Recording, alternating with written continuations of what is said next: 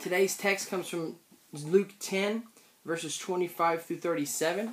It's the parable of the Good Samaritan. I'm not going to read it in detail. I am going to give kind of the outline of it.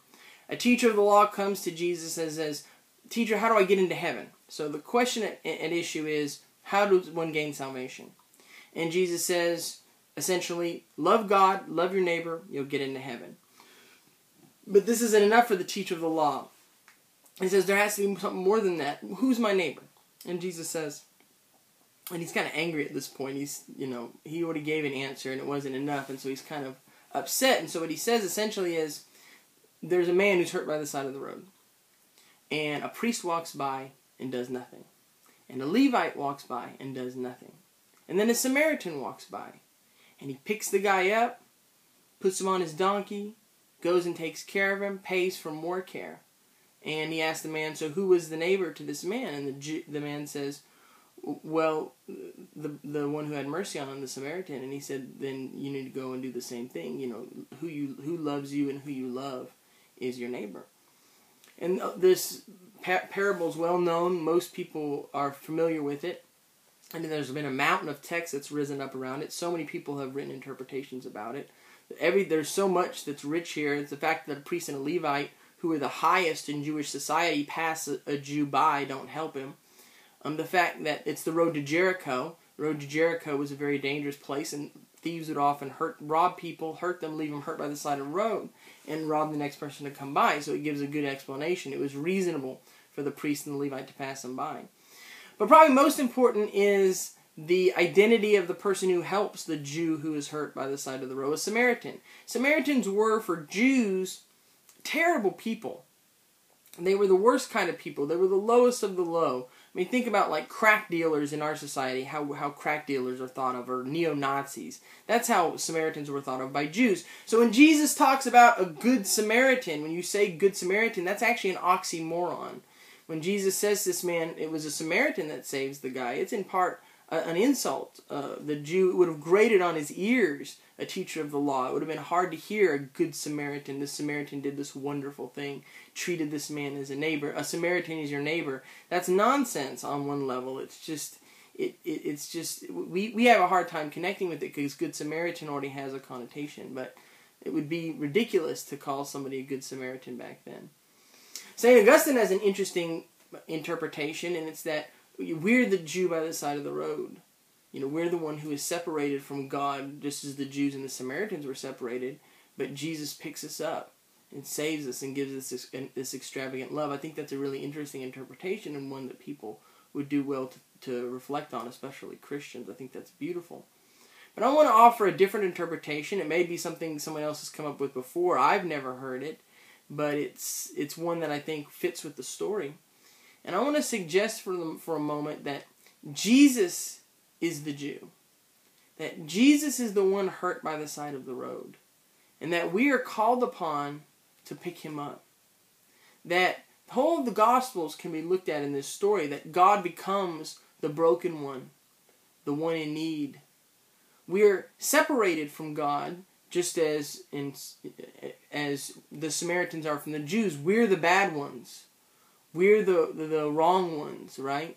And Jesus, who is the Jew, needs us to pick him up so that we can find communion with God, so we can become God's neighbor. You see, you got to go back and remember that the teacher of the law asked Jesus about salvation. So this parable is ultimately about salvation. And Jesus' response is something to the result of, who do you think is saved? That's not who's saved. Who cannot be saved? Who is it impossible to be saved? That person is saved. So the impossibly saved one who cannot be saved, is presented as the saved one in the story. So, and that's kind of like us. I mean, we're the ones who cannot be saved. We are unsavable, and yet we are saved. And how are we saved? I mean, what is salvation really about? I think that ultimately, Jesus wants to get us away from that question altogether. It's the question that the teacher of the law asks that really bothers Jesus. He doesn't want us preoccupied with asking the question of, well, how do we get saved? How do we get to heaven? Get me to heaven. Give me some formula to get to heaven. He wants to really give all that up, I suggest. I want to tell you, I don't think preaching and the religious life is about getting to heaven. I mean, that's not something that you can really accomplish for yourself. That really is in God's hands. But what I think Jesus wants us to think about is, who is the sufferer? I think Jesus in this parable changes the way we think about what the religious life is all about.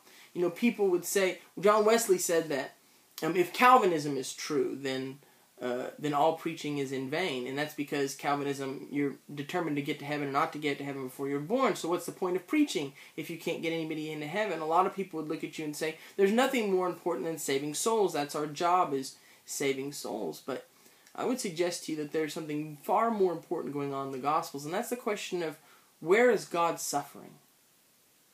God's suffering and the alleviation of God's suffering is the center of what our moral calculation should be. I think Jesus wants us to give up the question of how do we get into heaven, and wants us to ask instead, who is suffering? Because in the sufferer, God is suffering. You see, I think we need to ask ourselves every day, not how do I do something, how do I do what I need to do to get into heaven, but how do I alleviate the suffering of God? Every sin we commit against ourselves and against God and against other people hurts God. It crucifies Jesus Christ every day. It puts another flail in his back, another nail in his hand. That's the question we need to ask. That's the struggle we need to engage in. The struggle to stop hurting God, to free God from suffering. The moral calculation I'm trying to instill in myself every day is not to ask, how do I get to heaven? But to ask, how do I stop hurting God? And how do I stop other people from hurting God? How do I alleviate the suffering of God? You see, whether we get to heaven or not, the suffering of God has to be the most important thing in the universe. What could be more important than the suffering of Jesus Christ? What could be more important than the suffering of God? Whether we get to heaven or hell, or wherever we go when we die, is not even infinitesimally important compared to this moment. Helping God, picking God up off that road, putting him on our donkey, loving him, loving God, showing mercy to God. And then through that mercy we find communion with God.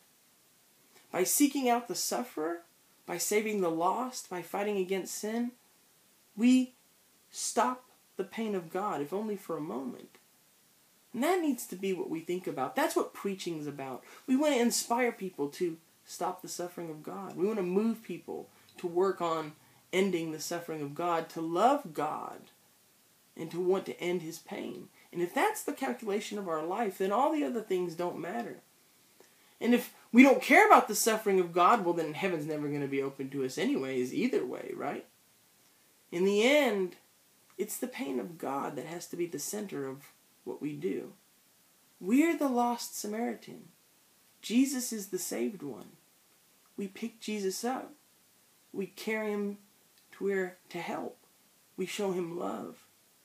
And in that moment, maybe we share in his salvation as well. Amen.